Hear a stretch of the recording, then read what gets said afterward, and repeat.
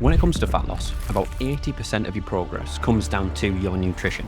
What if I told you there are some simple, easy to implement hacks that can help you burn fat faster, even if you're really busy, without going full monk mode with your meals? Well, today I'm going to share 15 key eating strategies that will help you melt away that stubborn body fat. If you're a busy professional trying to get in the best shape of your life without sacrificing your lifestyle, these hacks are designed for you specifically.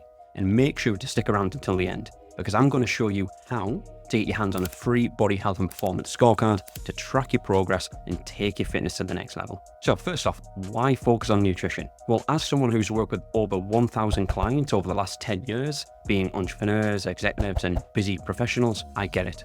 Finding time to train and eat right can feel a bit of a chore.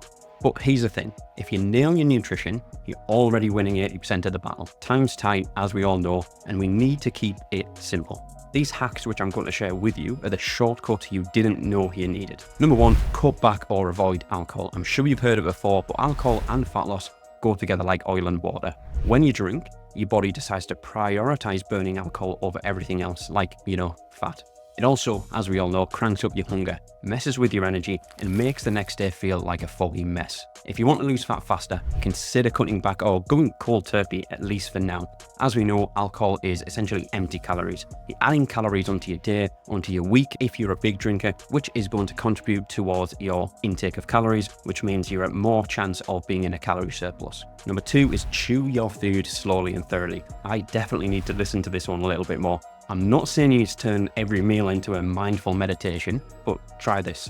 Chew your food 30 to 35 times before swallowing. I know it sounds a little bit tedious, but by slowing down your pace, you're giving your brain enough time to realize that you are actually full. Again, I'm definitely someone who struggles with this, but it's like sending a memo or message to your stomach, such as, we're good here, don't overdo it, I do not need any more food. This means you are less likely to overeat, aka less likely, again, to be in that calorie surplus. Number three is to use smaller plates and cutlery. So this one's like an optical illusion that actually helps you out. Eat with smaller plates, eat with smaller spoons. When your brain sees a full plate, even if it's smaller, it feels satisfied. Big plates, on the other hand, make your portion look like it's on a diet, which ironically makes you eat more. It's all about perception, this one, so tricking yourself into eating less, even without realizing it. I'm someone who eats, when I can, every single meal with a little teaspoon. I don't use a big spoon, and I haven't for the last few years, purely because it makes me feel like I'm eating more, and it makes the meal last longer, which means I'm less likely to go up for more food.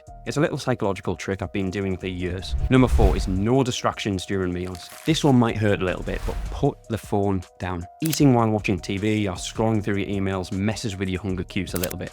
You'll end up eating more because your brain didn't even get the I'm full notification. So sit down, enjoy your meal, yes, even if it's just chicken and broccoli, and focus. Number five, drink water before and after meals. This is one of the easiest hacks to stay on track. Drinking water before meals helps you feel fuller, faster, reducing how much you're actually eating. It's like giving your body a head start on fullness. Just don't go overboard with water during the meal, save that for before and after. Otherwise, as we all know, we get really bloated, which isn't comfortable. Number six, walk after eating. This is a massive hack, I think. It's a simple one, but powerful one. Walk after eating. A quick 10 to 20 minute stroll can help your body digest food faster, regulate your blood sugar levels as well, and just boost overall energy expenditure. Plus, it's a nice mental reset after a long day. No need to sprint, of course. This is a low intensity, perfect for a busy schedule if you want to get some extra steps in and just help digest your food. Number seven, eat until you're 80% full. Ever heard of that Japanese concept, harahachibu? It means eating until you're 80% full. Not only does that help with your portion control, but it also gives your body time to properly digest your food without feeling like you've finished a Thanksgiving dinner. You'll feel lighter and avoid that sluggish post-meal crash. I'm someone who, if I have a big carby meal at lunchtime, in the afternoon, I always feel sluggish and I don't actually have any more energy. So I am someone who actually likes to eat a little bit slower and eat up until I'm about 80% full. I'm saying I like to eat slower, but a lot of the time it doesn't actually work. Number eight, fill up on high volume, low calorie foods. Want to eat more, but still lose weight? Well, focus on high volume, low calorie foods. Think vegetables like broccoli, spinach, cauliflower, etc. These foods are packed with fiber and nutrients, but low in calories, meaning you can eat larger portions without blowing your calorie budget. Plus, they'll keep you feeling fuller for longer, otherwise known as satiated. Number 9 is choose potatoes for carbs. Don't feed the potato, as the Irish say. It's actually one of the most filling carbs you can eat.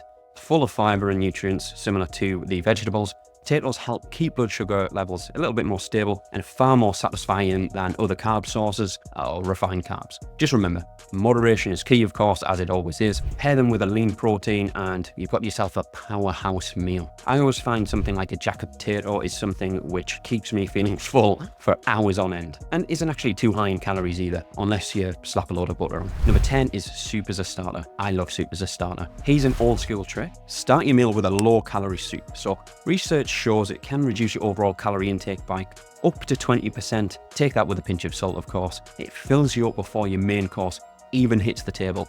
So next time you're at a restaurant, skip the bread basket and order the soup. Obviously, if you're having a lot of bread with that soup, that will add to the calories, of course, but you will thank yourself. It makes you feel a little bit fuller before the main course, again, leading to a less likely chance of you overindulging in calories. Number 11 is to brush your teeth or floss after dinner. Want to stop snacking late at night? Well, brush and floss your teeth right after your last meal. Again, this is a little bit more psychological. Not only does it mean your mouth feels clean and fresh, but you'll be less tempted to eat anything because, let's face it, no one wants to ruin that minty fresh feeling with a snack. Plus, mint naturally suppresses appetite, so it's a double win. Number 12 is stick to a rotation of meals. Ever feel overwhelmed with food choices? Well, if you're anything like most people, then the answer is yes. Well, decision fatigue is real. Stick to 5 to 7 go-to meals that you enjoy and that aligns with your fitness goals. This takes away the guesswork out of your day, making it much easier to stay consistent without constantly thinking, what's for dinner? Number 13, plan and portion out your snacks. Instead of mindlessly snacking straight from the bag, take the time to portion out snacks in advance. Use a small bowl, for example, or plate, and stick to the portion. It's easy to lose track of how much you are actually eating when you're going straight from the bag. And that's how a small snack turns into a full-blown meal. Number 14, avoid foods you can't control. Let's be real, there are some foods you just can't stop eating once you start. I'm like that with crisps or ice cream or cookies. It's better to avoid these completely if you know they trigger overeating. It's like trying to outswim a shark. You will not win. Keep those foods out of the house and save yourself the struggle. Or just keep them for a time that you know is more of a treat. Number 15, focus on what you can eat, not what you can't. Instead of obsessing over cutting out bad foods, shift your focus to adding more nutrient-dense whole foods into your meals. This simple mindset switch keeps you motivated and feeling positive over time.